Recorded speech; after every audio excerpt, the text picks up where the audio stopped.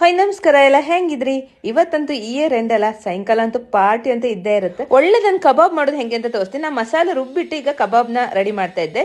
ಸ್ವಲ್ಪ ಶುಂಠಿ, ಬೆಳ್ಳುಳ್ಳಿ, 2 ಸ್ಪೂನ್ ಆಗೋಷ್ಟು ಜೀರಿಗೆ, ಒಂದು ಅರ್ಧ ಸ್ಪೂನ್ ಆಗೋಷ್ಟು ಕಾಳು ಮೆಣಸು, ಒಂದು ಸ್ವಲ್ಪ ಹುಣಸೆಹಣ್ಣು, 2 ಸ್ಪೂನ್ ಧನಿಯಾ, ಹಾಗೆ ಒಂದು ಸ್ವಲ್ಪ ಚಕ್ಕೆ ಸಹ ಹಾಕೊಂಡಿದ್ದೆ. ಲವಂಗ ಒಂದೇ ಒಂದು ಸಾಕತ್ತು.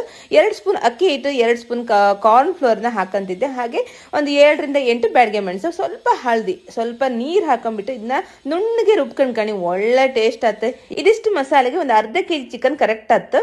ಅರ್ಧ ಕೆಜಿ ಚಿಕನ್ಗೆ ಮಸಾಲೆ ಹಾಕೊಂಡು 1 ಸ್ಪೂನ್ ಆಗೋಷ್ಟು ಗರಂ ಮಸಾಲ, ಹಾಗೆ ರುಚಿಗೆ ತಕ್ಕಷ್ಟು ಉಪ್ಪು ಹಾಕಿ ಜಾಯಿಕ್ ಮಾಡಿ ಇದನ್ನ ಮಿಕ್ಸ್ ಮಾಡ್ಕೊಂಬ. ನಂತರ ಇದನ್ನ ಒಂದು ಅರ್ಧ ಗಂಟೆ ಹಾಗೆ ಇಡ್ಕ. ಅರ್ಧ ಗಂಟೆ ಆದ್ಮೇಲೆ 1 ಸ್ಪೂನ್ ಆಗೋಷ್ಟು ಬೆಳ್ಳುಳ್ಳಿ ಹಾಕೊಂಡಿದ್ದೆ. ಮೇಲ್ಗಡೆ ಸ್ವಲ್ಪ ಕಸೂರಿ ಮೇಥಿ ಹಾಕೊಂಡು ಹಾಕಿ ಮಾಡಿ ಮಿಕ್ಸ್ ಮಾಡ್ಕೊ ಇದನ್ನ ಡೀಪ್ ಫ್ರೈ ಮಾಡ್ಕೊಳ್ಳಕ.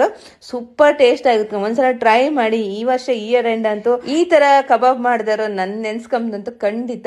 ಹಾಗೆ ನನ್ನ ಫಾಲೋ ಮಾಡೋದನ್ನ ಮರಿಬೇಡಿಯಕ್ಕ. ಹಾಗೆ ಎಲ್ಲರಿಗೂ ಸಹ ಹ್ಯಾಪಿ ನ್ಯೂ ಇಯರ್ ಅಂತ ಹೇಳ್ತಾ ಇದ್ರ ಜೊತೆ ಒಂದು ಬಿರಿಯಾನಿ ಇದ್ರಂತೆ ಸೂಪರ್.